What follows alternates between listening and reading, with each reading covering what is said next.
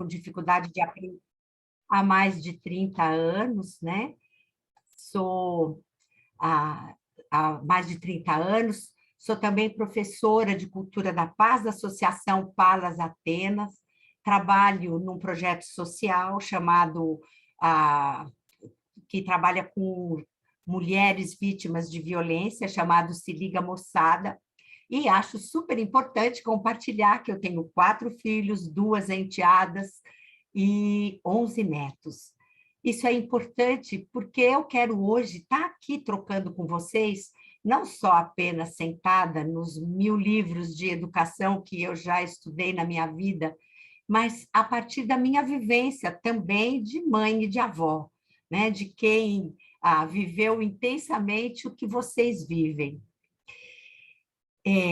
Eu gostaria muito de sempre estar falando demais com os pais, porque é uma das coisas que eu não entendo, porque que a nossa sociedade, né, acha que a gente precisa estudar muito para exercer uma profissão e acaba não estudando para ser pai e mãe, que é de todas a coisa mais difícil que existe e a mais importante, porque é exatamente cuidar dos nossos filhos, que são o nosso bem mais precioso, não é?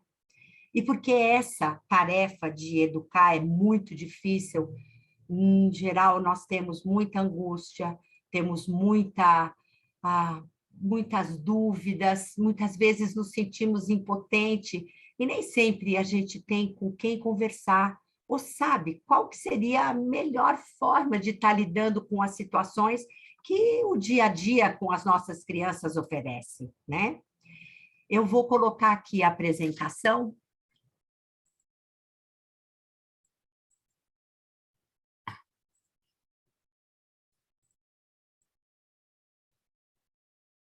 Que a vida oferece, né? E eu quero, então, ajudá-los, né, hoje, a compreender algumas coisas que eu considerei muito importantes na educação dos meus filhos, na educação das crianças em geral, para que vocês possam compreender as suas crianças no dia a dia, antes e agora, depois da pandemia, que é um momento tão especial que a gente está vivendo, não é? A pandemia, ela trouxe uma situação de muito medo. Nós, adultos, vivemos medos imensos, medo de perder a nossa vida e perder a vida de pessoas que a gente ama, né? Nós tivemos medo da morte, tivemos medo de perder o emprego, de perder nossos negócios, tivemos medo do mundo que ia ser transformado por tudo isso que a pandemia estava trazendo de transformações. Tivemos medo de não conseguir saber se nós daríamos conta dessa nova realidade que ela trazia, se nós conseguiríamos nos reinventar o suficiente, de não dar conta de cuidar das nossas casas, do dinheiro que podia estar faltando. E tudo isso trouxe muita angústia. E é lógico que esse medo passou para as crianças. As crianças também sentiram medo de morrer. Isso estava no ar, isso estava nas casas, isso estava nos jornais, isso estava na sociedade. Delas morrerem e de vocês morrerem, delas perderem as pessoas mais importantes e se sentirem sozinhas e abandonadas. Tudo isso trouxe, né, uma insegurança, uma angústia muito grande, que foi modificando comportamentos. Muitas crianças regrediram, voltaram a fazer xixi na cama, a ter medo de dormir sozinhas, a requisitar demais a presença de vocês, a estar sempre fazendo mais birras, brigando mais, e tantos outros comportamentos que vocês já não estavam habituados a lidar, que ou elas não tinham, ou que foram exacerbados por toda essa angústia gerada pelo Covid, né? E o isolamento social, que foi também alguma coisa extremamente difícil. O isolamento trancou todo mundo dentro de casa, fechou os espaços de lazer, fechou as escolas. E o que acontece é que as crianças de mais de 9 anos, elas até conseguiram acompanhar um pouco as aulas online. As pequenas, isso foi impossível. Os grandes, mesmo acompanhando, já não davam conta das coisas sozinhos e precisavam muito de uma presença de vocês ajudando. E os pequenos, então, ficaram ali à mercê, né? Sem ter condições de aprendizagem, sem ter condições de troca. E aí vocês tiveram que entrar no lugar de professores muitas vezes, não é? Eu acompanhei a angústia de muitos pais. Eles falavam, eu estou tendo que alfabetizar meu filho, mas eu nunca aprendi isso. Eu tenho que acompanhá-lo em matérias que hoje eles aprendem diferente daquilo que eu aprendi, e daí eu não sei como fazer isso. Fora os 1000 jogos que as crianças fazem, não é? Eles enrolam, eles levantam, eles não prestam atenção, eles fazem com que vocês acabem se exasperando, porque não acaba nunca aquele momento de estar junto com eles e vocês tendo que dividir o papel de vocês, de pais, de professores, de animadores, com o trabalho online, que a maioria teve que desenvolver. E aí, vocês precisando de silêncio e a casa naquela bagunça, naquela gritaria, eles brigando. Foram tempos muito estressantes, esses do tempo de isolamento social. E ele foi muito longo, foram quase 2 anos.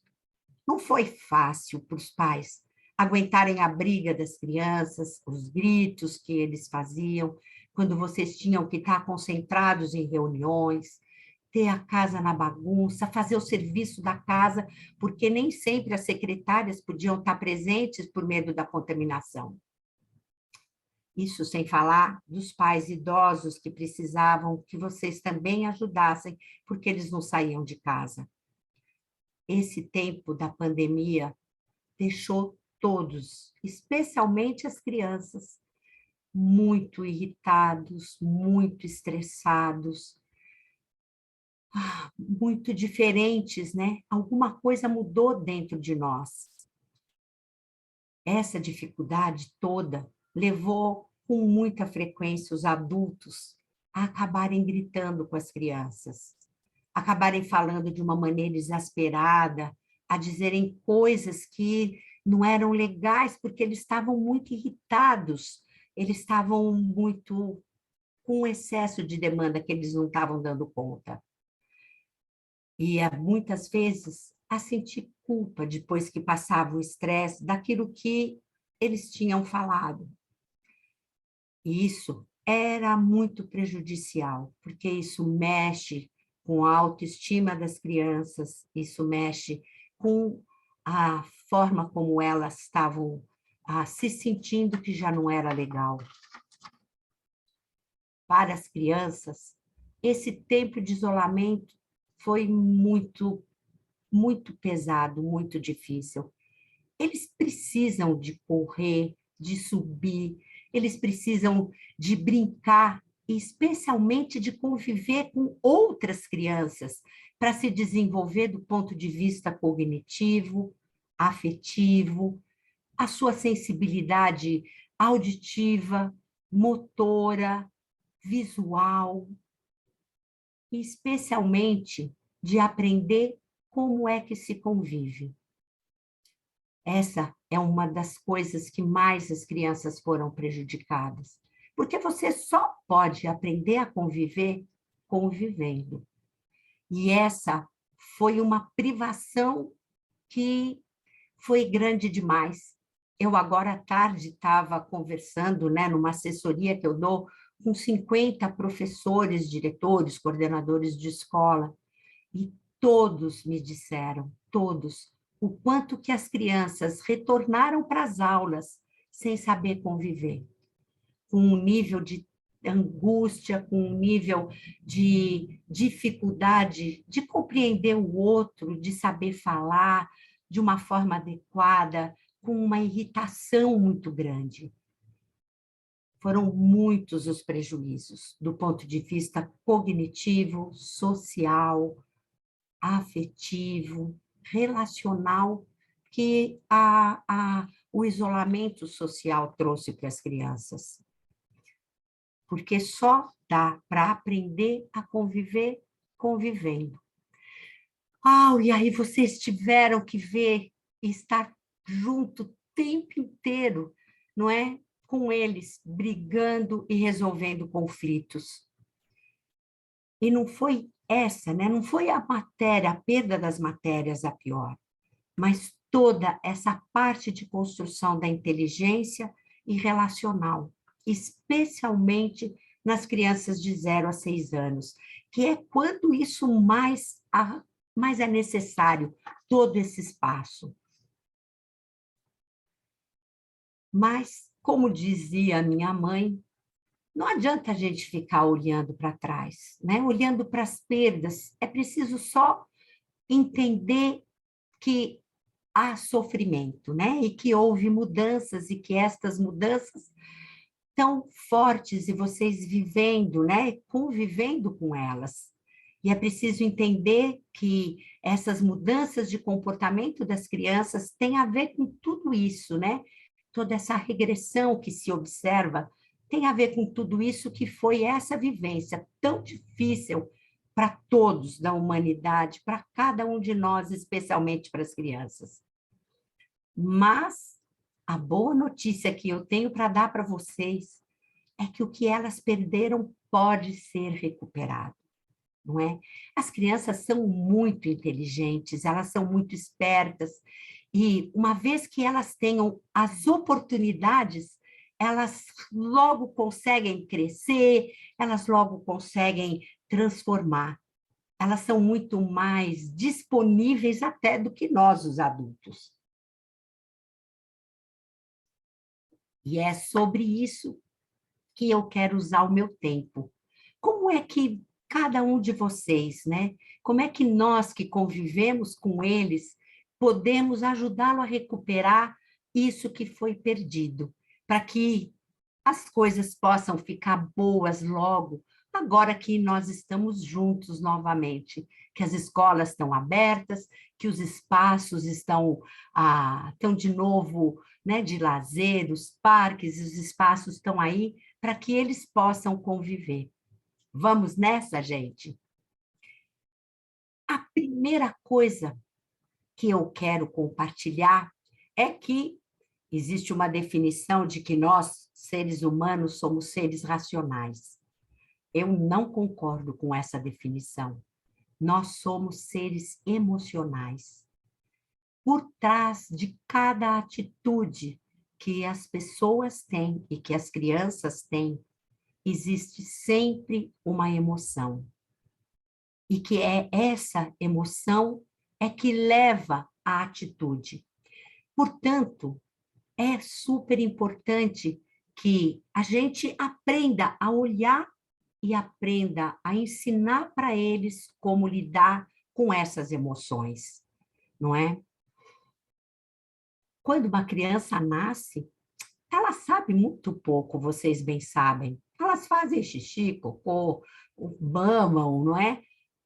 O resto, todo o resto da vida, elas vão ter que aprender. Não português, matemática, história, geografia, mas elas vão ter que aprender o que são as coisas que estão no mundo e como elas se relacionam, como que ela se relaciona com estas coisas do mundo. Elas têm que aprender como que é que se vive em conjunto com as pessoas, quem elas são, qual que é o sentido da vida, qual o sentido das experiências que elas vivem, o que é a morte e o que é a vida. E isso, não é? Como que se resolvem os conflitos e tudo isso que elas vão ter que aprender vai ser na experiência, no cotidiano. E apesar de se aprender, e elas aprendem absolutamente em todo lugar, não é?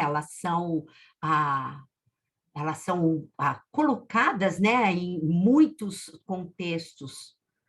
Vocês, o ambiente da família, que é o principal. E de todas as aprendizagens, eu acho que a de aprender a lidar com as emoções é uma das mais importantes. Porque, veja, nós, seres humanos, sentimos tudo. Nós não sentimos só coisas bacanas como amor, como solidariedade. A gente sente tudo, a gente sente amor, mas também sente raiva, sente solidariedade, mas também ciúmes, inveja. A gente tem compaixão, alegria, mas a gente também tem tristeza, também tem tantas e tantas coisas. A nossa natureza humana é uma natureza dessa dualidade, onde todos os sentimentos estão dentro de nós. E a educação emocional, aprender a lidar com esses sentimentos, é uma das coisas mais importantes. E foi uma das coisas que as crianças não aprenderam, na sua grande maioria, nesses tempos de pandemia. E que, se nós não ensinarmos como lidar, ou como é que elas vão aprender, não é? Se vocês pararem para pensar, quanto que nós mesmos nem sempre damos conta de lidar com os nossos sentimentos. Imagine eles, que são tão pequenos e que ainda têm tudo para aprender, não é? Para que eles possam se desenvolver de uma forma construtiva, de uma forma fortalecida. Eles precisam desse fortalecimento da psique. Eles precisam de desenvolver uma imagem de si mesmos que seja positiva, porque a forma como você se vê é a forma como você se relaciona no mundo, com as outras pessoas, consigo mesmo, com os seus projetos de vida. É preciso desenvolver esse fortalecimento emocional para que eles tenham resiliência e deem conta de lidar com as escolhas, deem conta de lidar com os reveses da vida, porque eles estão aí todos nós. Temos que viver situações difíceis e ter que aprender a lidar com elas. Por isso que essa aprendizagem, né, de como você reconhecer os seus sentimentos, de como aceitar a sua incompletude, de como se amar, mesmo não dando conta das coisas, são aprendizagens fundamentais que nós, né, precisamos de ajudar nossos filhos, porque eles não nascem sabendo lidar com as emoções. Esse é o nosso grande trabalho de educadores, tanto em casa quanto na escola. Isso é prepará-los para a vida. É essencial para prepará-los. E tudo isso é desenvolvido no dia a dia, nas pequenas coisas, na forma como nós falamos com eles. Isso é desenvolvido na maneira como nós colocamos os limites. Isso é desenvolvido nos detalhes do dia a dia. E são estas coisas que eu primeiro quero estar conversando com vocês, porque eu considero elas importantíssimas. E daí, então, eu quero falar, não quero ficar fazendo um discurso teórico, eu quero fazer um discurso prático. E uma das coisas importantes é nessa parte da colocação de limites. Então, vamos parar para pensar, né? Imaginem uma situação onde a mãe vê o filho lá. Eu vou chamar o João, né, como uma criança hipotética. A mãe vê o João bater no irmão. Normalmente, quando o adulto vê um batendo no outro, ele olha para a atitude que a criança está tendo. E daí, ele faz uma intervenção nessa atitude. Com muita frequência, a gente passa o sermão dizendo que ele tem que respeitar o irmão, que é feio bater. e daí pede que peça desculpas para o irmão, porque aquilo que ele fez não é legal, aquilo não deve ser assim. E muitas vezes ainda dá um castigo, por exemplo, manda para o quarto para ele pensar no que ele está fazendo e voltar só quando ele estiver mais calmo. Não sei se vocês se reconheceram, né? Se isto faz parte da forma como vocês lidam com as crianças, mas isso é muito comum. E eu quero contar uma história para poder contar para vocês o que é que eu acho que pode ser feito de diferente em relação a isso. É uma história que eu li na internet, e ela não tinha autor, e, portanto, eu não posso contemplar o autor para vocês. Mas ela conta de dois pescadores que estavam na beira de um rio pescando calmamente, quando, de repente, eles olham e tinha duas crianças afogando. Eles imediatamente jogam a vara, pulam no rio, nadam, nadam, nadam, cada um pega uma das crianças e eles voltam para a margem, cansados, mas felizes, porque eles tinham conseguido salvar as duas crianças. Quando elas se afastam em segurança, eles vão, começam a pescar de novo, eles olham no rio, tinha quatro crianças afogando. Eles jogam a vara, pulam no rio, cansados, nadam, nadam, nadam, e cada um consegue pegar uma das crianças. E eles voltam para a margem exaustos e muito tristes, porque eles tinham perdido duas crianças. Quando eles começam a pescar de novo, eles olham e tinha 6 crianças afogando no rio. Eles jogam a vara, um deles pula no rio e o outro vira as costas e começa a andar. Aí aquele que pulou no rio grita e fala: mas fulano, você não vai pular no rio para salvar as crianças? E ele fala: não, eu vou andar até a nascente para ver de onde elas caem. Por que que eu estou contando essa história para vocês? Se vocês compreendem que nós somos seres emocionais, se vocês compreendem que as atitudes que as pessoas têm, e portanto que as crianças têm, elas nascem dos sentimentos e das emoções que elas estão sentindo, não adianta vocês ficarem falando e fazendo intervenções que são na atitude, que é o pular no rio, que é o que está fora. É preciso subir o rio para ver de onde elas caem. É preciso compreender o que é que se passa na cabeça delas, o que foi que elas pensaram, o que é que elas sentiram para agir da maneira como elas sentiram.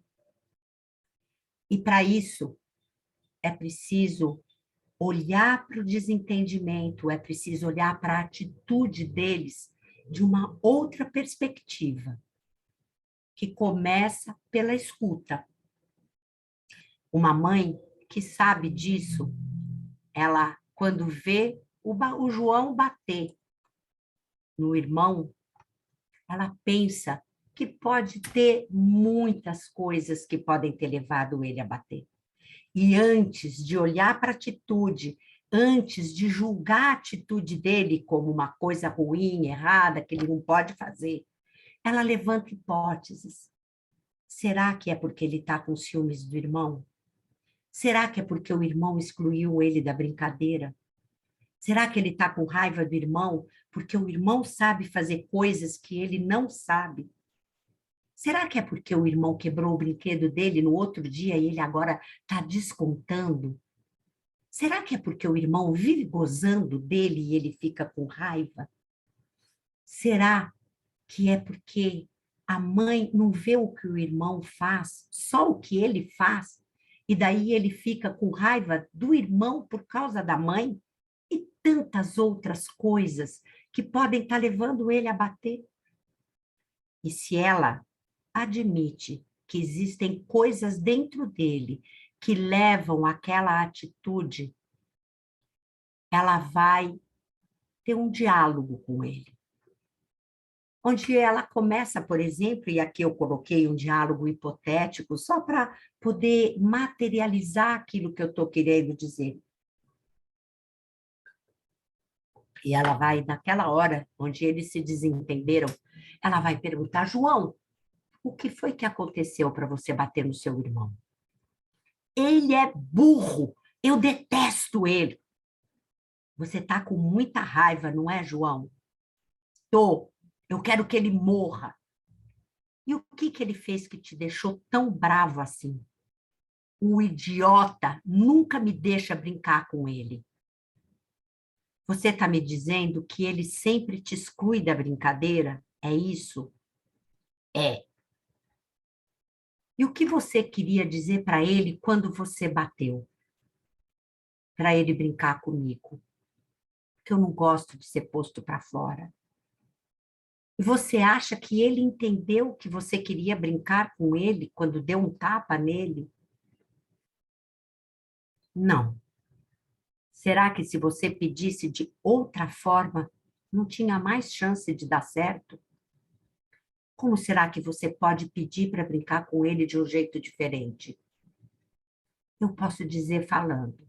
É uma boa estratégia. Vamos conversar com o seu irmão? Eu acho que vocês têm muita coisa para dizer um para o outro. Reparem que quando a mãe fala dessa forma, houve muitas aprendizagens. Porque o que é mais importante, quando você compreende a isso que eu estou querendo te dizer, não é exatamente colocar o limite na ação, mas é que ela aprenda sobre si e ela aprenda outras formas de resolver os seus conflitos e outras formas de extravasar o seu sentimento. Quando a mãe age desta forma que eu coloquei, a criança soube que ela fica com raiva quando ela se sente rejeitada.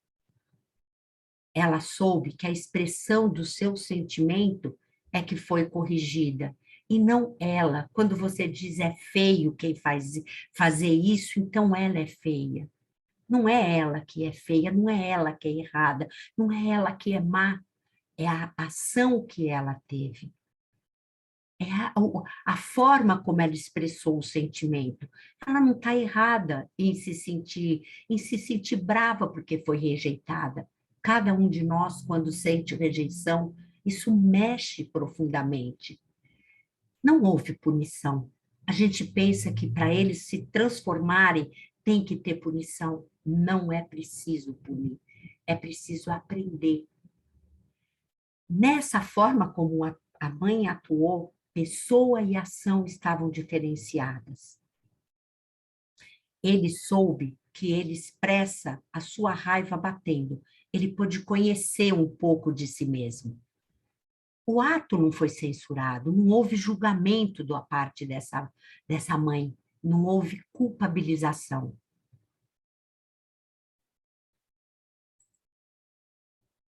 Essa criança pôde descobrir que há formas melhores de atingir o seu objetivo. E porque há formas melhores, ela vai usar em outras situações. Você começa a ensinar para ela que o diálogo pode ser uma solução melhor do que o tapa, do que o xingamento, do que as coisas que normalmente eles usam. Ele aprendeu que falar para o outro aquilo que ele quer e o que ele sente pode não ser ameaçador. Quantas vezes nós não dizemos, nós adultos, não dizemos para o outro aquilo que a gente pensa, aquilo que a gente sente, porque acha isso ameaçador. Ameaçador de magoar o outro, ameaçador do outro dizer e reagir de uma maneira que a gente não estava esperando.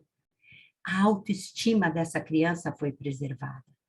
E ele vai poder usar o diálogo e não a violência para resolver os seus conflitos. Isto é muito importante, porque preservar a autoestima é uma das coisas mais importantes que vocês podem fazer pelas crianças. E para isso é preciso instrumentalizá-los, porque instrumentalizar é a maior forma de proteção. E para aqui eu quero falar uma coisa bem importante. Nós podemos ocupar uma de três posições na relação com os nossos filhos. Nós podemos abandonar, proteger ou superproteger. O que é que eu estou chamando de abandonar? É você cobrar do outro, né? Você cobrar dele alguma coisa que ele não está preparado para te entregar. E daí você cobra sem que ele tenha para te dar. Se nós nunca ensinamos eles como lidar com as suas emoções, a hora que a gente cobra que ele saiba lidar e a gente fica bravo porque ele não soube, a gente deixou ele abandonado. E isso é angustiante. Proteger é instrumentalizar. É você ajudá-lo a construir uma referência de como ele faz escolhas, para que ele possa escolher, de como que ele lida com a emoção, para que ele possa lidar, de como que ele aguenta as consequências das escolhas que ele fez, para que ele possa se ver responsável e se possa ver forte como alguém que dá conta de assumir os seus atos. O outro lugar, que é o da superproteção, e que muitas vezes a gente faz sem perceber, porque a gente quer evitar que eles sofram, não é? A gente tira os obstáculos da frente, escolhe por eles, faz por eles, a gente tira a dor do lugar, de todo lugar. Só que quando age dessa forma, a gente não percebe que passa subliminarmente uma mensagem de eu faço por você, porque a forma como você faz, eu não acho suficientemente boa. Eu pego a consequência para mim, porque eu acho que você não é forte o suficiente para viver essa consequência. Eu penso por você e eu ajo por você, porque eu acho que você não é capaz de fazer tão bem. E quando você superprotege, você despotencializa e você infantiliza e deixa ele despreparado para a vida. Por isso que é muito importante, para que ele tenha uma autoestima positiva, que você instrumentalize, porque isso fortalece. Isso faz com que você possa ter uma compreensão empática, que você possa considerar a vivência dele, considerar outros ângulos na hora de agir com eles. Essa autoestima, ela é escuta e não julgamento. Julgar é uma das formas mais poderosas de você afastar o outro e fazer com que ele se sinta menos e, portanto, com a autoestima baixa. Quando você instrumentaliza, você confia na potencialidade. Isso faz com que ele seja forte. Se uma criança se sente com uma autoestima positiva, ele se sente capaz, inteligente, e porque ele é inteligente e se sente inteligente, ele é capaz de aprender, e se ele é capaz de aprender, ele se entrega para esta situação da aprendizagem e faz grandes projetos de vida. Se ele se vê de uma forma positiva, ele acha que ele merece respeito e que as pessoas vão respeitá-lo.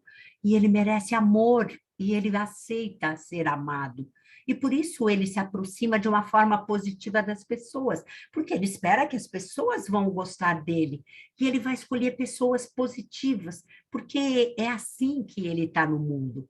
E como ele acredita em si, porque ele se vê forte, capaz, ele tem coragem de enfrentar situações novas, ele tem coragem de arriscar, ele tem coragem de ter pensamentos próprios, por isso ele é muito mais protagonista. Ele consegue ser autêntico, porque ele se aceita e gosta de si, e se vê bem, e por isso ele é mais livre. Quando uma criança se vê de uma forma negativa, com uma autoestima negativa, ele se sente pouco inteligente.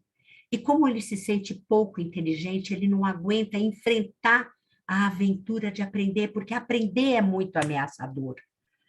Eu falei para vocês que eu sou psicopedagoga. 95% das crianças que têm dificuldade de aprendizagem, que têm problemas de comportamento, têm por trás a autoestima rebaixada como causa principal da dificuldade de aprendizagem e dos comportamentos inadequados que eles têm. Quando eles se sentem assim, eles fazem pequenos projetos, porque grandes projetos é para quem é bacana, inteligente, e eles não se veem assim. E como eles se sentem pequenos e maus, eu sempre falo assim, eles se sentem o cocô do cavalo do bandido. Eles acham que eles não merecem respeito e amor, e eles se desrespeitam e fazem coisas para provocar o afastamento do outro, a rejeição do outro, porque eles, na verdade, se rejeitam. E eles procuram o que os pais chamam de más companhias, porque eles acham que só aqueles que estão na mesma situação que eles é que vão aceitá-los. Como eles não acreditam em si, eles têm muito medo do novo. Eles têm muito medo de criar, porque para criar você tem que acreditar que pode produzir o que é bom. E por isso se tornam inseguros, e essa insegurança aparece de muitas formas, e eu não vou poder falar tudo o que eu poderia para vocês. E eles acabam afastando da sua essência, porque eles ficam presos nessa caixa onde eles se sentem colocados e têm muito mais dificuldade em ser felizes. Portanto, uma das coisas mais preciosas que vocês podem fazer pelos seus filhos, para que estas atitudes, tantas atitudes que eles têm e que irritam vocês e que deixam vocês aborrecidos, angustiados, exasperados, elas nascem de uma autoestima muitas vezes rebaixada. Portanto, fortaleçam seus filhos. Faça com que eles acreditem. Acredite no seu filho para que eles acreditem neles mesmos. Estimule-os a escolher para que eles aprendam a escolher e saibam que são capazes. Entregue responsabilidades para as crianças. É óbvio que cada um na sua faixa etária, né? Deixe eles assumirem consequências, permita que errem. Errar faz parte da vida e não os julgue porque eles foram errados. É muito importante separar a atitude da pessoa. Falas como, por exemplo, você é muito desobediente, você não sabe o que faz? Eu já não te disse 1000 vezes que não era para fazer desse jeito? Mal criado. É menino mal criado que age desse jeito. Quando você fala dessa forma, você está misturando e reprovando a pessoa e não a atitude que ele teve. Estas falas vão grudando, vão ficando parte, e ele começa a se ver assim. Por isso é preciso muito cuidado na forma como a gente fala com eles, porque ela é muito importante. Quando a gente pensa que eles vão mudar, porque a gente tem que apontar o erro e punir, eles começam a achar que eles aprendem, que eles fazem tudo errado, que eles não são capazes, que eles não conseguem nunca atender a expectativa dos pais e dos professores. E aí eles vão construindo essa imagem precária de si, essa autoestima de pouca valia. É preciso que eles aprendam que nós precisamos nos amar, nos aceitar, vermos o nosso valor para nós sermos livres e felizes. E construir uma imagem positiva é, nessa medida, uma das construções mais importantes. A qualidade do amor de quem tem a autoestima elevada é mais suave. E eles precisam organizar esse mundo interno. Eles precisam estar bem com eles, para que eles possam aprender a conviver. E aprender a conviver é a forma mais importante da gente construir uma vida boa. É possível reconstruir as relações. É possível construir um olhar para o mundo que seja positivo e amoroso. É possível as famílias aprenderem a conviver. E só assim, aprendendo a viver com o outro, nós poderemos formar uma sociedade menos violenta, mais amorosa, na qual as pessoas possam viver sem medo. Obrigada. Eu agora, né, quis falar rapidamente, não quero ocupar todo o tempo, porque eu quero um diálogo com vocês, né? Eu quero que vocês se coloquem, me questionem, e aquilo tudo que eu não disse, porque o meu tempo era muito pequeno, que vocês vão me perguntando, para que eu possa completar a minha fala, tirar as dúvidas, por meio aí da nossa troca, tá certo? Eu vou tirar aqui a apresentação para que a gente possa estar juntos agora nesse momento.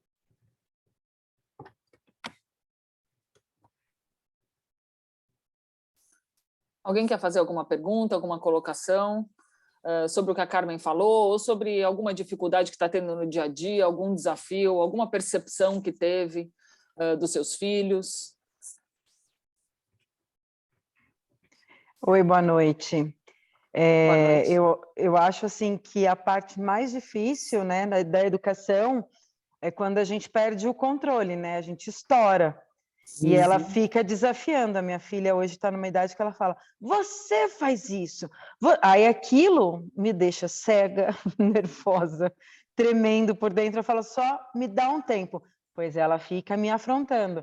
E aí a gente acaba fazendo o que não quer, né?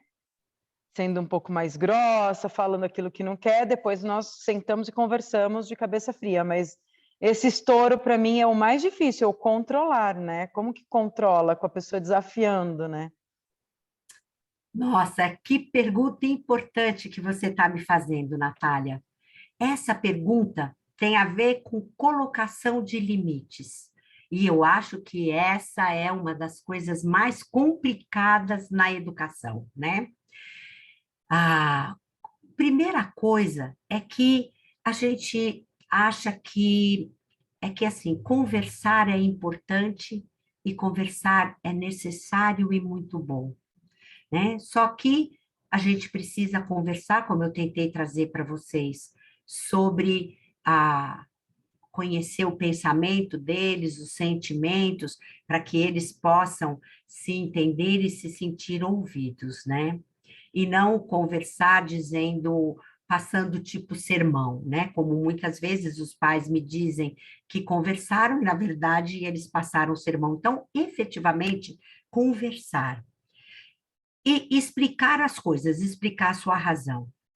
Mas depois que você explicou e que você conversou, falar 10 vezes a mesma coisa, como muitas vezes eu escuto dos pais, significa que você não conseguiu dizer não, não.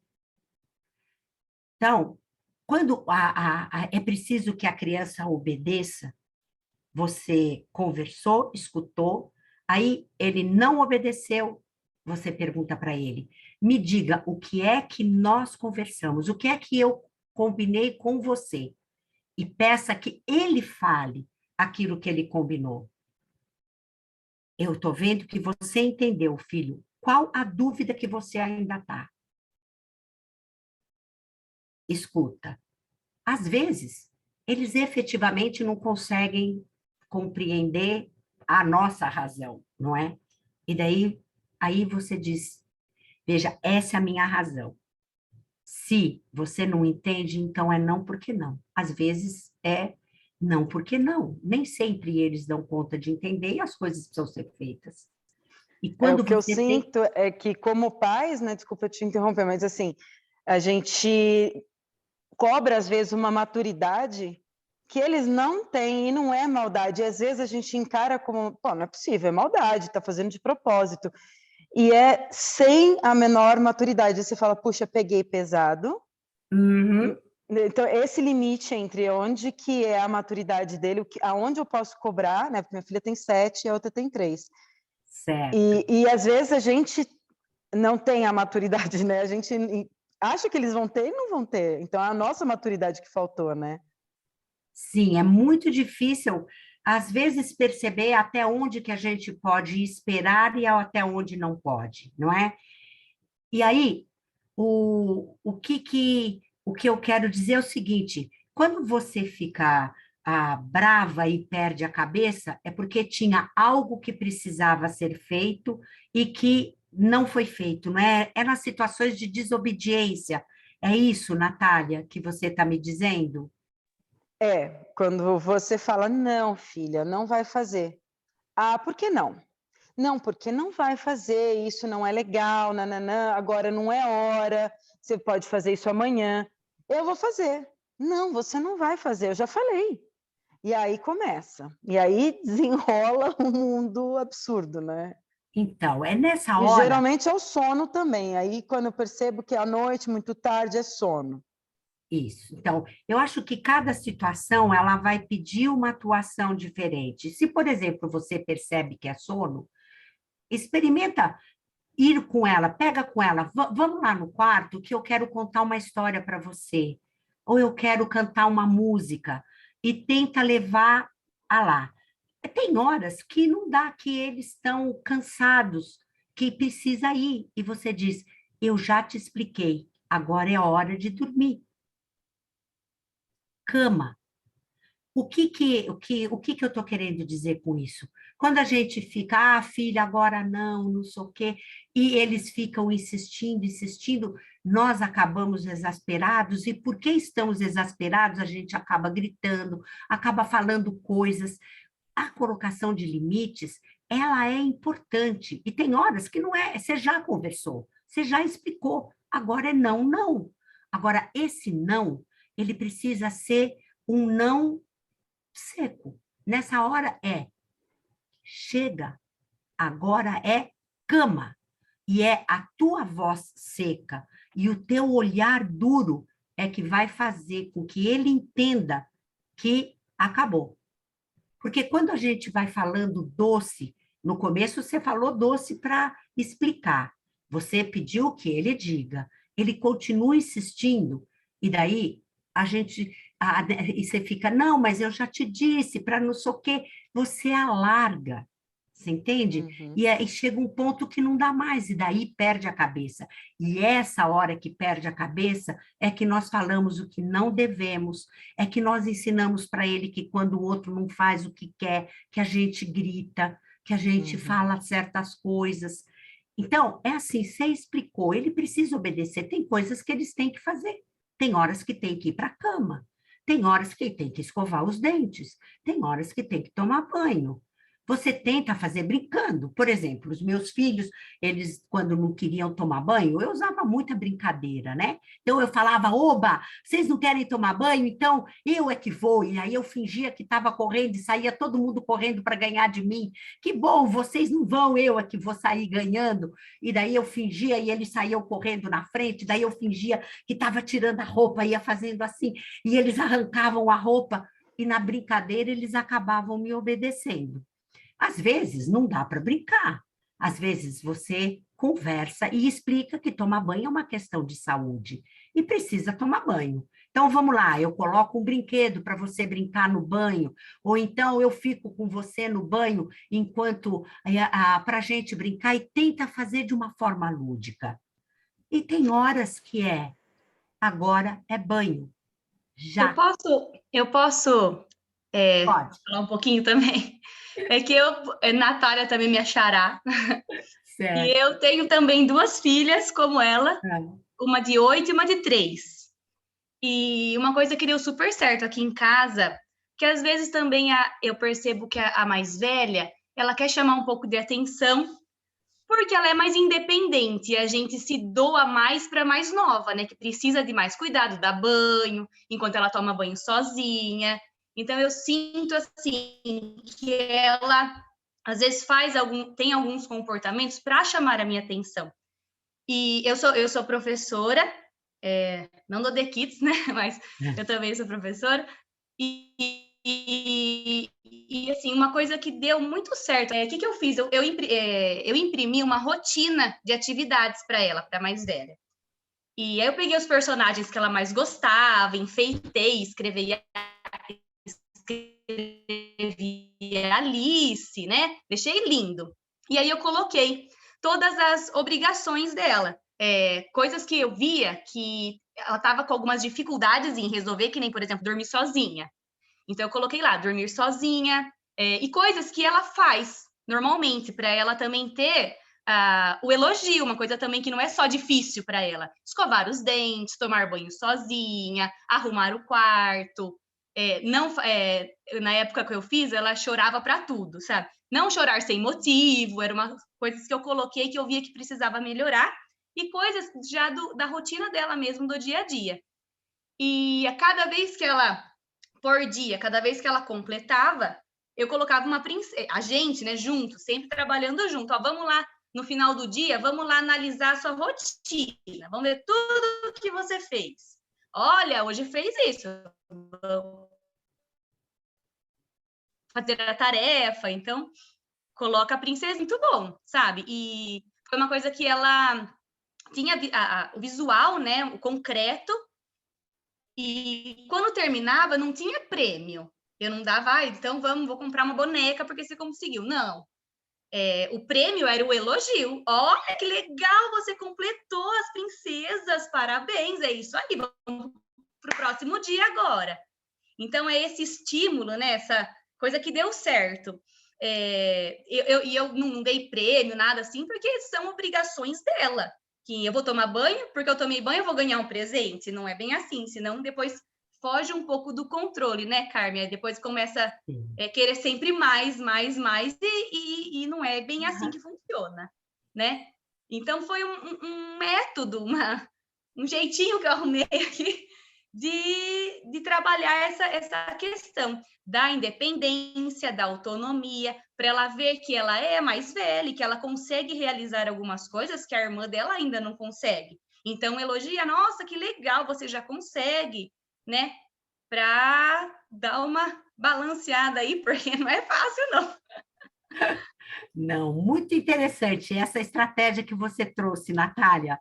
E eu reforçaria não a questão de você ganhou uma princesa, mas de olha como você cada vez é mais capaz. Olha como você consegue mandar em você mesma e saber as coisas que você precisa fazer e fazer efetivamente. Olha como você hoje deu conta de tal coisa que você não tinha dado conta antes. Olha como você está mostrando para mim que você cresceu, que você é capaz. Então, quanto mais você evidencia a competência dela, o quanto ela está mais forte, o quanto ela está dando mais conta de realizar as coisas, mais você deixa ela fortalecida e com autoestima positiva, né? Então, eu achei muito interessante essa sua estratégia. Agora, esses dias, ela falou, mãe, vamos fazer uma rotina? Já. E esses dias ela falou de novo, vamos fazer minha rotina de novo, mãe? Agora eu quero com tal personagem. Então, ela é uma coisa que ela gosta, e você vê como que eles gostam desse concreto, né? Isso. Como é importante para eles também esse visual. Sim. Né? Exatamente. E acaba sendo também um limite, né? Assim, a criança precisa de limite, precisa de concreto, né? E acaba ajudando, né, nesse sentido. Perfeito. Eu acho que Obrigada. sempre que a gente pode criar situações, né, onde você ajuda a criança a compreender por que ela tem que fazer e aprender a fazer, às vezes é assim, eu estou vendo que você não está conseguindo fazer tal coisa. Como você acha que eu posso te ajudar a conseguir? De que jeito que eu posso estar do teu lado para você conseguir fazer isso que você não está dando conta? Não é? E daí... Oi, desculpa. Não. Tudo bem, pode falar, Silvia. Não, eu queria só complementar que a Natália estava falando essa questão do que ela faz com a rotina. E uma coisa que sempre funcionou para mim, meus filhos já são grandes hoje, já são adolescentes, adultos, mas sempre funcionou foi avisar antes. Então, assim, tá na hora de tomar banho, 10 minutos antes eu já começo assim, daqui 10 minutos a gente vai tomar banho. Daqui 5 minutos a gente vai tomar banho. Então, quando chega a hora do banho, eles já estão sabendo. Não é uma coisa que vai de sopetão que você tem que fazer goela abaixo. Isso comigo sempre funcionou muito, sabe? A criança já vai se preparando. Exato. Só como... Isso é bom, só que qual que é o problema? Você falou que daqui a 5 minutos vai tomar banho e quando chega daqui a 5 minutos não vai tomar banho. Porque o aí que é um acontece? problema. Quando os pais não têm consistência, qual a ideia que as crianças falam? Ah, se eu insistir, eu vou ganhar. E daí, então, aquele dia não vai. Não, então mais 5 minutos. Aí fica mais 5, mais 10, mais 15. Aí todo dia eles ficam, até a hora que você fica exasperada. Aí você perde totalmente a moral, né? Aí você então, perde não... totalmente a moral, exatamente. Então, é assim, nós não combinamos que daqui a 5 minutos vocês iriam? Então, agora são os 5 minutos. Desliga a televisão. Oi? Eu queria uma ajuda sua, que eu tô com um problema, que eu escrevi no chat porque ela estava aqui, agora ela foi tomar banho. Eu tô com dificuldade com a minha filha, que ela não consegue se expressar na escola, com as amigas, ela não consegue ter a sua opinião. Tudo que ela vai falar, ninguém nunca leva em consideração. Ela teve um problema que ela sofreu bullying na sala e depois disso ela mudou. Peraí, Daniele, você pode falar um pouquinho mais alto? Eu estou tendo dificuldade para escutar. Tá me ouvindo agora? Melhorou. É que agora eu estou mais próxima do microfone. Então, a minha filha sofreu bullying na escola no sentido de tem uma menina na sala que manda em todas as crianças e pediu para todas as meninas da sala pararem de falar com ela. E depois disso, ela parece que virou uma chavinha, sabe? Ela tem dificuldade de expor o que ela sente, ela tem dificuldade de expor o que ela quer dentro da sala. Ela era uma criança que se desenvolveu muito rápido, ela tem hoje 7 anos, mas ela se desenvolveu muito rápido, leu cedo, fazia cálculos cedo. E parece que depois desse acontecido, virou uma chavinha e ela está com dificuldade até no aprendizado. E eu estou perdida sem saber o que fazer. Porque, assim, eu falo para ela, expõe o que você sente, fala o que você está sentindo, o que você gosta e o que você não gosta. Mas ela fala que as crianças não deixam nem ela expor o que ela está sentindo. E eu não sei nem como trabalhar nessa situação. E você já conversou na escola sobre isso, sobre a forma como ela está sentindo, como ela está vivendo essa relação com os colegas, Daniele? Sim, assim, quando aconteceu o ato, ela ficou uma semana, eu percebia que ela chegava em casa triste, eu perguntava o que estava acontecendo, ela demorou para contar exatamente o que tinha acontecido, mas eu percebi que tinha algo estranho. Aí Sim. ela falou que ela tinha feito uma coisa que uma amiga não tinha gostado e que essa simplesmente pediu para a sala inteira parar de falar com ela. E aí eu fui na escola, eu conversei na escola, falei, olha, está acontecendo isso. A professora pediu, conversou com a tal menina, a coordenadora conversou com a tal menina, inclusive a menina está fazendo tratamento psicológico, porque a mãe já comentou no grupo das mães, mas depois disso, ela não consegue mais se expressar, parece que foi um negócio tão forte que ela não, e eu não sei, eu estou procurando tratamento, ela vai começar a fazer tratamento psicológico, mas foi uma virada de chave tão grande e que ela não consegue, ela chega em casa e fala assim, eu queria hoje lanchar com fulano, mas a outra falou que eu não posso, e ela não expõe, sabe, porque parece que tem uma trava nessa comunicação dela. Esse tipo de situação, né, esse bullying que ela viveu, precisa de haver um trabalho com a classe toda e não falando diretamente dela, né? Por exemplo, estratégias como a professora fazer um círculo de diálogo, que eu estava hoje à tarde falando sobre isso, fazer um círculo de diálogo, onde você tem um bastão de fala, isso é uma coisa muito usada na justiça restaurativa, e trazer uma questão, por exemplo, como é que você se sente quando alguém fala uma coisa que não é legal, uma coisa que é ruim, e daí cada um vai passando o bastão e dizendo como se sente.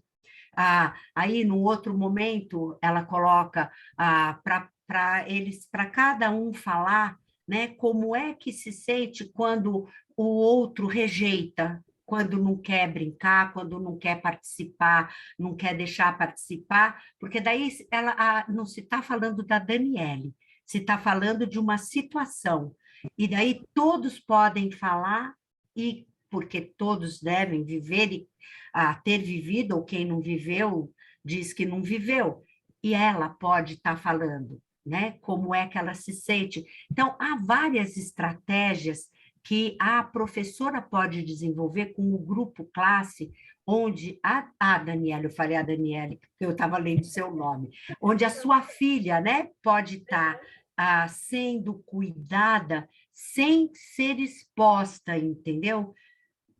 Então, eu acho que é alguma coisa para conversar, para a escola desenvolver atividades onde as coisas que ela tem de melhor possam aparecer de uma forma sobressalente, sabe? Promover diálogos entre ela, aí em particular, entre ela e esta criança, onde a outra possa dizer por que que ela está fazendo daquele jeito. Às vezes é inveja, porque você está dizendo que ela ia bem na escola, que ela era, tinha um monte de coisa. Vai que essa outra criança, por exemplo, gostaria de tirar boas notas como ela, e como não tira, fica querendo criar, né, uma situação desagradável para ela dentro da sala. Então, assim, de escutar, né? O que é que está por trás? Que sentimento que leva essa menina a fazer isso com a classe?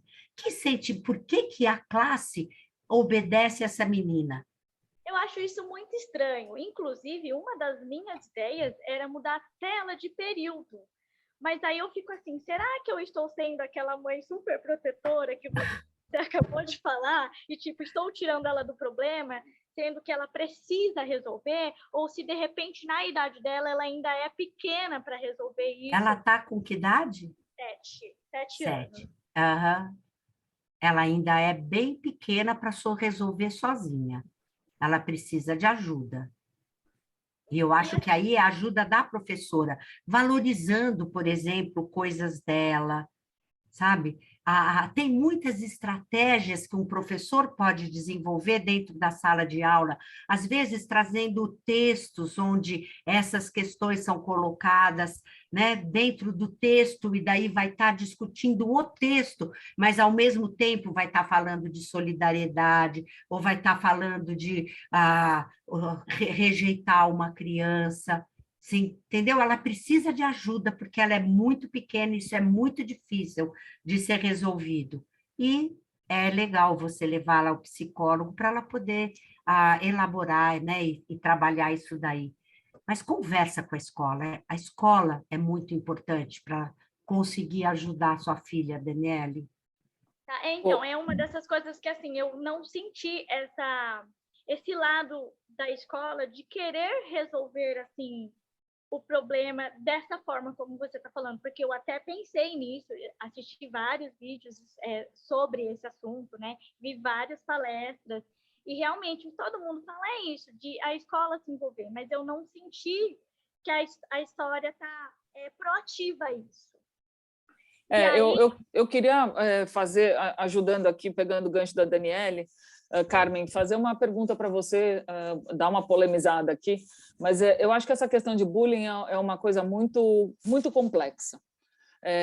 Todo mundo já passou por isso, ou com o filho, ou com algum conhecido, ou com algum amigo, e a gente percebe o seguinte, tem duas situações aí, né? Uma que é o que a gente faz em casa com o nosso filho que está sofrendo algum tipo de bullying, e a outra é a abordagem da escola. E o que eu percebo, de maneira geral, é que as escolas não estão preparadas para lidar com isso, e não sabem o que fazer. E se sabem o que fazer, não fazem, porque tem medo de perder o aluno. Então, existe muita... É muito difícil a escola se posicionar. O que a Daniele está falando é o que eu já senti com a minha filha e o que muita gente já deve ter sentido também. Você chega na escola para falar e a escola faz e não faz nada, porque a escola está com medo de botar a mão no vespeiro e perder o aluno. Você acha que, na sua experiência, as escolas estão se abrindo mais para isso?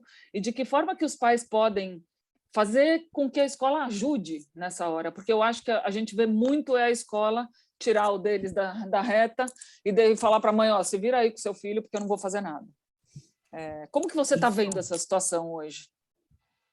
Olha, Silvia, eu acho que esse assunto está começando a surgir nas escolas, até porque ele é muito sério, né? Ele é muito sério e as consequências do bullying são muito sérias, né? O que a Daniele está trazendo de consequência para a filha dela é sério. Sim, é muito sofrimento. O bullying precisa desaparecer. Na Finlândia, por exemplo, eles acabaram com o bullying trabalhando para ninguém rir. Então, quando o outro fazia o bullying, ninguém ria na classe. E daí, quem estava fazendo bullying ficava sem graça, né? Então, a escola trabalhar, por que todo mundo está obedecendo essa menina? Quer dizer, trabalhar com os outros também, você entende? Para que os outros acolham e ela perca a força de estar excluindo, né, a filha da Daniele. Então, tem muitas coisas. Agora, a escola... Deixa eu só abrir uma ênfase. Ela não faz isso só com a minha filha, não. Ela faz com outras crianças também, tá? Olha aí como a escola tem que interagir, né? Tem que interagir, é um sofrimento coletivo ali. Foi um assunto muito grave, porque ela fez as meninas ficarem a semana inteira, mas a própria Bianca me relata coisas que ela faz com outras crianças também, entendeu? Então, você percebe. Então, aí eu, como mãe, eu já conversei na escola, eu não estou sentindo essa abertura da escola em querer resolver, que é como ela falou, que eu acho que tem muito a ver com o bolso na escola particular, eles ficam pensando que é um aluno menos que vai pagar a escola, né? E aí eu pensei na alternativa de repente, tirar mesmo ela, até mudar de escola. Só que ela está muito resistente em querer sair, até em querer sair dessa turma. Porque ela gosta, tem outras crianças que ela já criou o seu vínculo. Então, eu estou tentando conversar com ela para explicar para ela que o que ela está vivendo, ela está com medo. Eu falo isso para ela. Você sente medo de fulana, você está sofrendo com tudo isso e você gosta de sofrer com tudo isso? Assim, eu tento passar dessa forma, que o que ela está vivendo não é uma coisa legal, que está fazendo mal para ela. Sim. Às vezes, mudar de escola é mesmo a solução, se a escola não toma uma atitude, né? Porque ela sozinha não tem como transformar essa situação, não é? Então, às vezes, mudar de escola para uma escola que tenha, porque toda escola ela tem um projeto pedagógico e um projeto educacional. Então, onde você veja que o projeto educacional dessa escola seja mais atuante na forma de lidar e resolver os conflitos, como é que essa escola lida com essas questões. E daí escolher uma escola que saiba lidar com essas questões, porque há escolas que lidam bem, né? E há escolas que estão muito mais preocupadas com o conteúdo, muito mais preocupadas com a questão pedagógica do que com a parte educacional, né? Agora, ela é muito pequenininha, sua filha, Dani, e ela precisa de ajuda da escola e em casa. Não dá para, com 7 anos, lidar com essa situação. Não, é porque, assim, eu só fico nessa dúvida dessa coisa de ser a mãe protetora, sabe? Será que eu estou sendo protetora demais? Estou querendo tirar ela de um negócio que ela precisa vivenciar? Ou será que, nesse momento, eu preciso mesmo ser a mãezona e falar, não, vamos sair daqui, vamos para um outro lugar, que você está sofrendo, isso não está fazendo bem para você. A mãe super protetora é aquela que, sem tentar nada, já tomaria uma providência para impedir o sofrimento. A mãe protetora é a que vai tomar providências de proteção. e conversar com a escola, pedir a parceria, explicar, fazer essas coisas. Agora, se a escola não faz a parte dela, tirar da escola e colocar numa outra não é uma superproteção, é uma proteção, a meu ver. Tá, muito obrigada pela ajuda. Não, imagina. Obrigada pela pergunta, Daniela. É muito importante esse assunto. A gente tem que falar muito sobre isso, porque acontece todos os dias e é perigoso. Pode ser perigoso. Pode, nossa. Cíntia, você quer fazer uma pergunta? Sim, eu gostaria de trazer uma questão, não como mãe, porque eu não sou mãe, né? Mas como educadora e me considero mãe dessas crianças. É uma coisa que eu notei, eu não sei se já era assim e nós não percebíamos, ou se ficou mais evidenciada depois, né, do pós-pandemia. Mas o que eu percebo é que as crianças de agora estão muito reativas, sabe? Eu percebo assim que não tem uma tolerância, sabe? Por exemplo, fez, já sai batendo, tomou, levou, sabe? Eles não sabem lidar com as situações sem ser reativos dessa maneira, né? Ao extremo. E aí eu gostaria de saber se isso, né? Eu sei que tem outros educadores aí também, outros franqueados, mas eu gostaria de saber se os pais, né? Os pais que estão presentes aí na palestra, se eles também percebem isso nas crianças em casa, ou se o que eu estou percebendo pode ser que esteja acontecendo só na escola. E como a gente pode também ajudá-los a trabalhar nesse sentido, né? Porque muitas vezes, por exemplo, o colega está provocando e o colega me provocou, eu vou lá e acerto na base da pancada, ou então eu vou lá e puxo o cabelo, eu vou lá e belisco, sabe? Como que a gente pode ajudar, conversar com eles para que eles não resolvam as coisas dessa forma? Você quer ouvir a mim ou aos outros pais que estão na roda? Pode ser, eu gostaria de ouvir a sua opinião a respeito, e depois se alguma outra mãe ou pai que estiver presente, se pudesse falar também se eles estão assim em casa também, ou se eu percebo isso só na escola, eu agradeceria.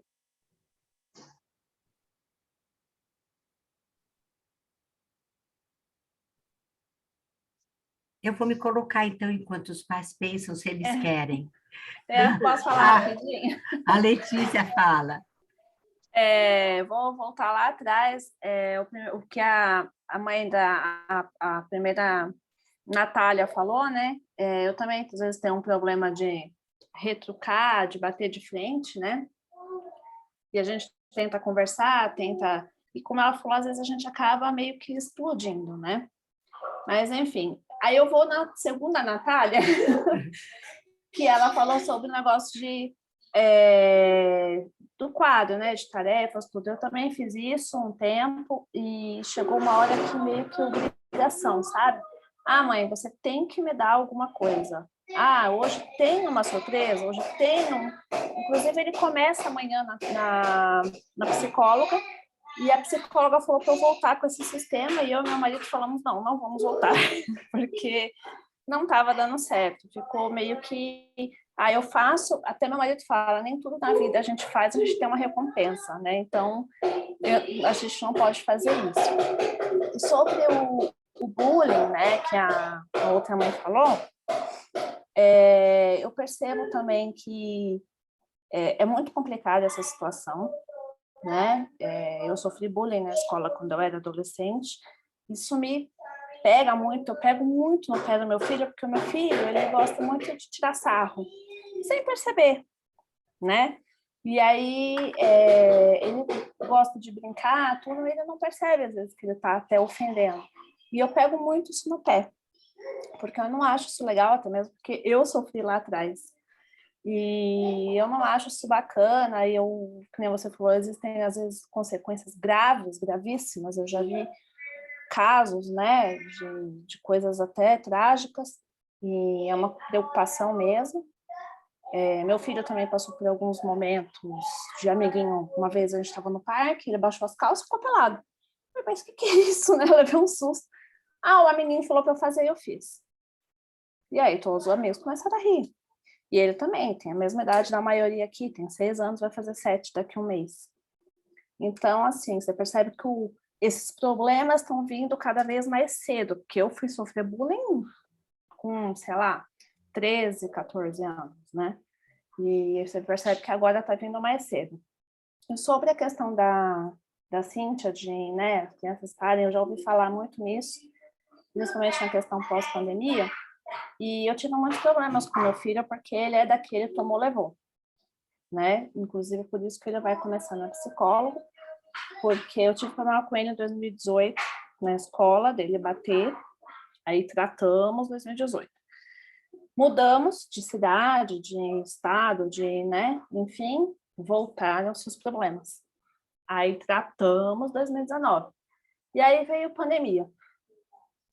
E aí ele ficou em casa, né, não tinha convivência com outras crianças, tudo. E aí quando voltou, voltamos novamente com o problema.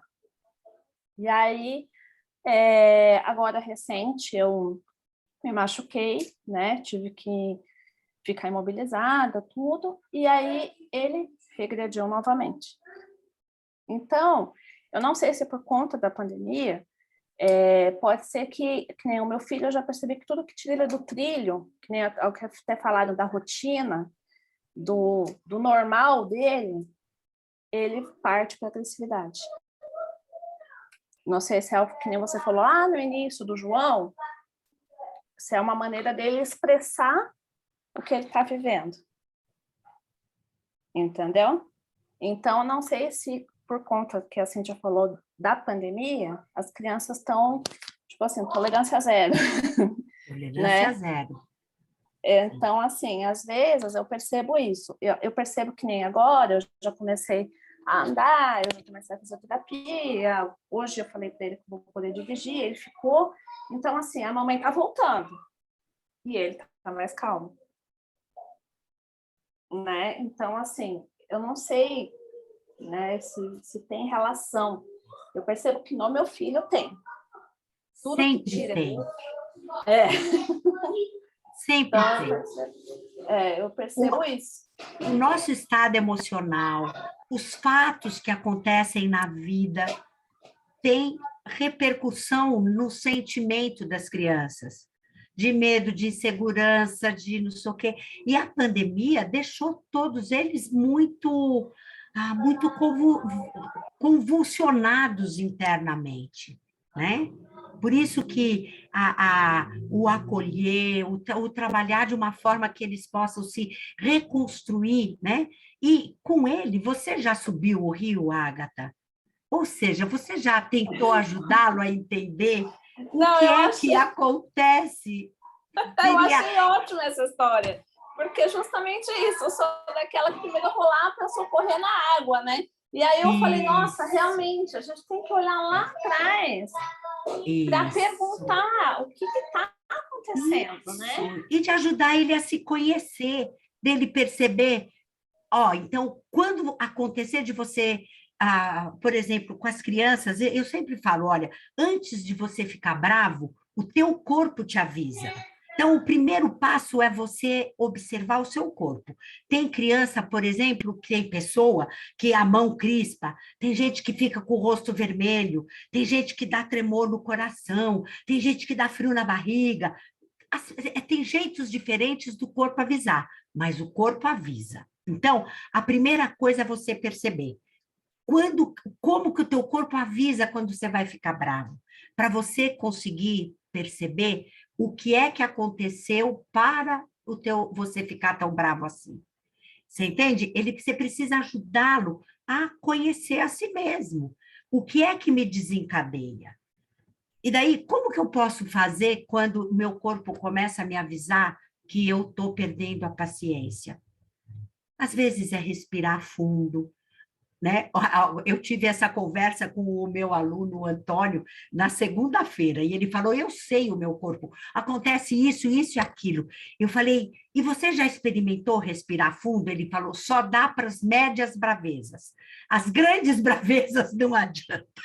Eu falei, então, na grande braveza, corre e se tranca no banheiro, até você conseguir acalmar.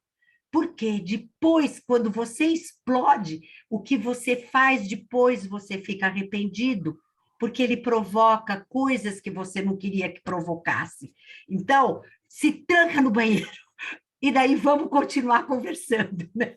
Eu tô rindo porque meu filho chama Antônio. Ah, é?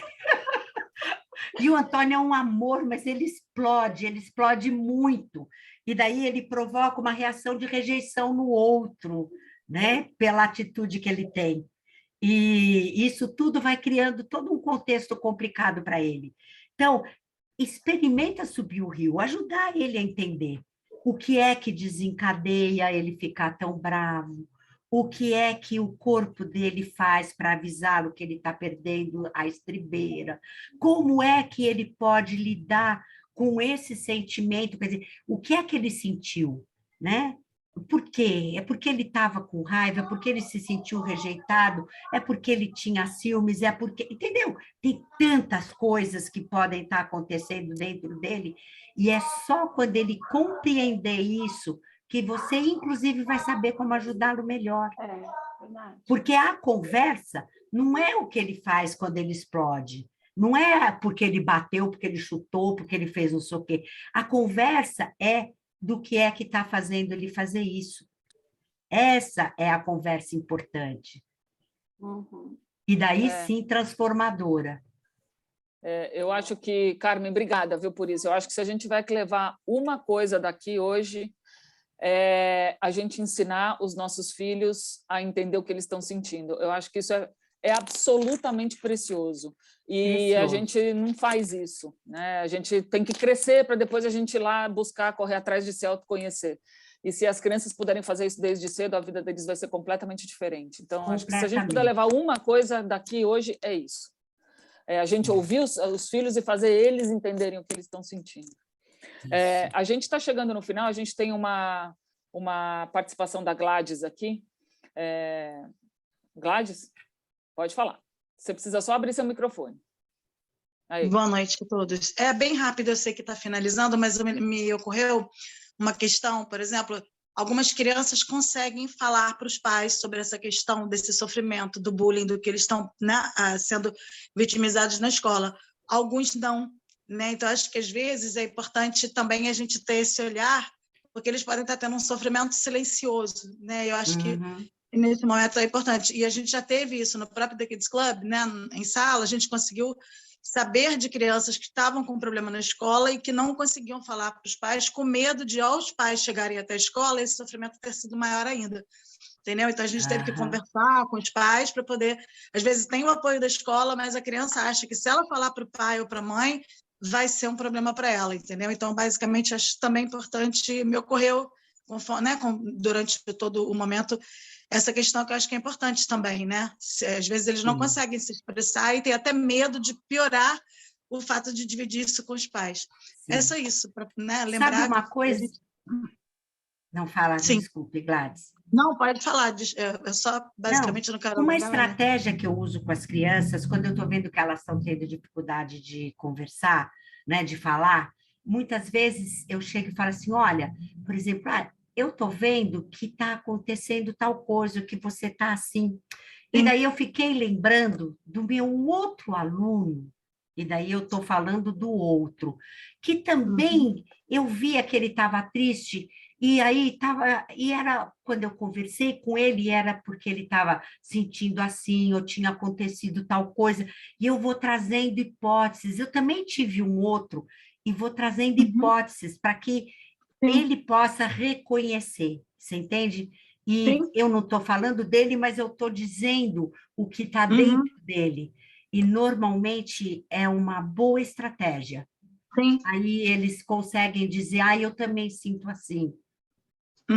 Não, para a gente, enquanto educador, sim, mas eu fico pensando nos pais, né? Às vezes pode não ter essa percepção, e eu acho legal ter, né, essa atenção também. Essa menina, por exemplo, ela chegava mancando no curso. Ela tinha 6 anos. E todo dia, aí ela dizia que era na aula de balé, que ela se machucava e tal. Aí um dia a gente conversando, né? Ela falou que ela apanhava no final da aula de todo mundo, fazia uma rodinha e ela apanhava todo dia. E a mãe nunca soube, até que a gente, com cuidado, né, conversou com ela, falou que precisava ter da ajuda da mãe, que a gente interferiu junto, né? A gente fez uma equipe, conversou com a escola, enfim, fez um apoio bem para ela, um acolhimento, na verdade, né? Para ela se sentir segura e não ter medo de... Ela ficou com medo que seria uma represália e as crianças seriam... Entendeu? Seria mais difícil ela retornar. Mas a gente conseguiu equilibrar. Mas, às vezes, os pais às vezes podem, né, não perceber essa questão. Eu sei que, né, pai tem essa sensibilidade, mas achei...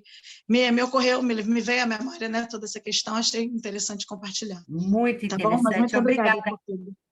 Muito interessante, obrigada por ter compartilhado.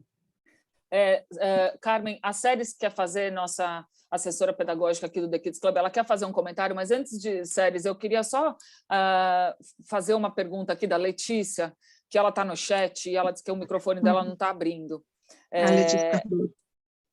Que ela está com a mesma dúvida que a Cíntia levantou aqui, nossa franqueada de Atibaia, sobre as dificuldades com os alunos que não têm esse limite, né, que o tal do bateu levou, que ela queria ouvir um pouquinho mais sobre essa opinião. É isso, Letícia? Eu estou traduzindo certo o que você está querendo? São crianças muito reativas, ela queria ouvir um pouquinho mais sobre como lidar com isso. Então, eu vou dizer a mesma coisa que eu já disse, Letícia.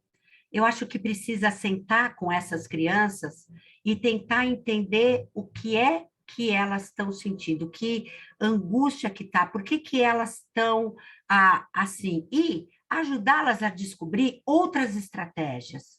Então, quando eu converso com eles, eu sempre coloco, será que essa estratégia que você está usando? Então, assim, por que você... Vamos pensar o que estava acontecendo dentro de você para você ter batido né? Aí ele diz alguma coisa, por exemplo, porque ele nunca deixa eu brincar, nunca vale a minha opinião, não deixa que seja a brincadeira que eu proponho. Aí eu pergunto para ele, você acha que quando você bateu, que ele entendeu que era isso que você queria? E daí eu digo, será que não dá para você dizer isso que é importante para ele, só que de um outro jeito que ele entenda? E daí trazer outras estratégias que não sejam dele entender o que é que está gerando a angústia, e daí como que ele pode lidar com aquela angústia de uma outra maneira. Eu uso muito a palavra estratégia com eles, muito. Então, assim, será que essa estratégia é boa? Será que não dá para ser? Se você usar outra estratégia, você não vai conseguir mais? E daí, todas as vezes que acontece, e dá um pouco de trabalho no começo, é você conversar e ajudar a entender. Nessa situação, o que aconteceu? Vamos pensar junto, para que ele compreenda o que leva ele a ficar com tanta raiva que ele vai para cima. Porque tem ali uma raiva, tem ali uma coisa muito intensa incomodando ele. E ele precisa compreender o que é que ele está sentindo e o que desencadeia isso nele. Enquanto ele não conseguir compreender isso, ele vai continuar batendo. Eu acho que é importante também, Letícia, a gente ter sempre em mente que isso é um trabalho de dia após dia. Não é com uma vez e uma conversa que a gente resolve. Infelizmente, educar é isso, né? É a gente ir todo santo dia lá pingando a mesma coisa, na mesma estratégia, no mesmo diálogo, porque isso leva um tempo. Então, para a gente respira fundo e vai com paciência, porque uma hora você vai conseguir. É bem isso mesmo, Silvia, sabedoria nas suas palavras. Séries, você quer falar? Oi, Carmen. Obrigada, viu, Carmen? Muito gostoso ficar ouvindo você. Acho que todos nós aqui queríamos ficar ouvindo muito tempo ainda. E eu achei muito importante quando você salientou separar a pessoa da ação, porque muitas vezes eu vejo os alunos, né, as crianças, os netos, envolvidos no "você não me ama". Isso que você está falando, você está brigando comigo, você está me repreendendo, é porque você não me ama. quando, na verdade, a gente está fazendo é porque a gente ama. E acho importante que explicar, conversar, como você fala, Carmen, que eles entendam o que você está entendendo com eu não te amar, é eu não gostar da atitude que você está tendo, e não de você. Exatamente. Então, eu acho isso muito importante, sabe? A gente salientar sempre que não é dele que eu não gosto, é da atitude. E muitas vezes essa atitude também faz com que os amigos se separem de você. Exatamente. É a atitude, não é o você. Então, eu achei interessante a gente salientar isso, né? Muito, muito importante, Séries, muito. Inclusive, às vezes, com as crianças, eu faço a caixinha. Eu falo assim, ó, vamos fazer uma caixinha da atitude, uma caixinha de você. Então, eu acho que eu sou chato. Peraí, é você que é chato ou tem coisas que você faz que as pessoas acham chatas, né? Ou é a sua mãe que é chata ou tem alguma coisa que ela faz que é chata? Então, vamos lá, o que ela faz que você acha que é chato? Então, vamos colocar isso na caixinha. Mas a sua mãe é só isso? Ela só faz isso ou ela faz outras coisas? Então, vamos colocar a sua mãe é legal. Agora, isso que ela faz, você não gosta. Isso é chato. Entende? A hora que você separa, você preserva a pessoa. E você preserva o sentimento e a relação. E é muito importante, Séries, muito importante mesmo fazer essa distinção. É isso aí, Carmen, muito obrigada. Então, é isso, gente, educar é sempre um desafio. Quanto mais a gente ouve de pessoas que estão no mesmo barco, que estão tendo os mesmos desafios em casa que a gente, mais a gente pode se apoiar. Não existe uma fórmula mágica, infelizmente não existe uma receita de bolo que você vai lá, aplique e dá certo. Eu acho que é realmente a gente usar a nossa sabedoria, a gente tentar dar o nosso melhor no dia a dia, saber que a gente é humano também, apesar de sermos mães e pais, também somos seres humanos, também falhamos, também perdemos a paciência, também às vezes erramos e depois nos arrependemos, e acho que a gente tem que ter um diálogo aberto com os nossos filhos, né? Quando a gente faz alguma coisa que a gente não gostou, a gente também pedir desculpas e fazer com que eles entendam que a gente está dando o nosso melhor, mas que nem todo mundo é perfeito e isso tudo bem, né?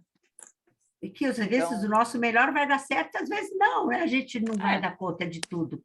Por isso que se diz que é ser a melhor mãe e o melhor pai dentro do possível.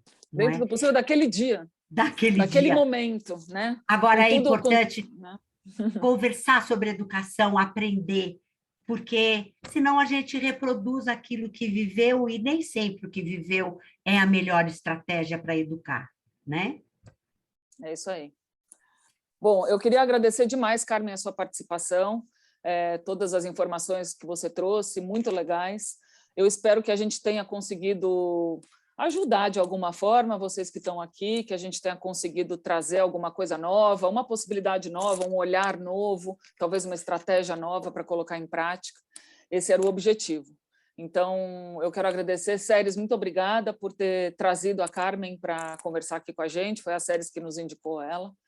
E agradecer a presença de todos os franqueados que estão aqui com a gente, muito obrigada pelo apoio de vocês. E obrigada a vocês, pais, por confiarem na gente, no nosso trabalho. A gente segue com a nossa missão de fazer com que os seus filhos saiam daqui falando inglês e gostando de falar inglês. E que a gente possa ajudar vocês sempre, tá? Então, muito obrigada por tudo. E eu quero agradecer mais uma vez a oportunidade, espero que aquilo que eu trouxe possa ajudar vocês nessa missão tão maravilhosa e tão difícil que é educar, né? Dou as ordens para aquilo que vocês precisarem. Obrigada, gente. Boa noite, um ótimo final de semana aí para vocês. E a gente se vê na próxima.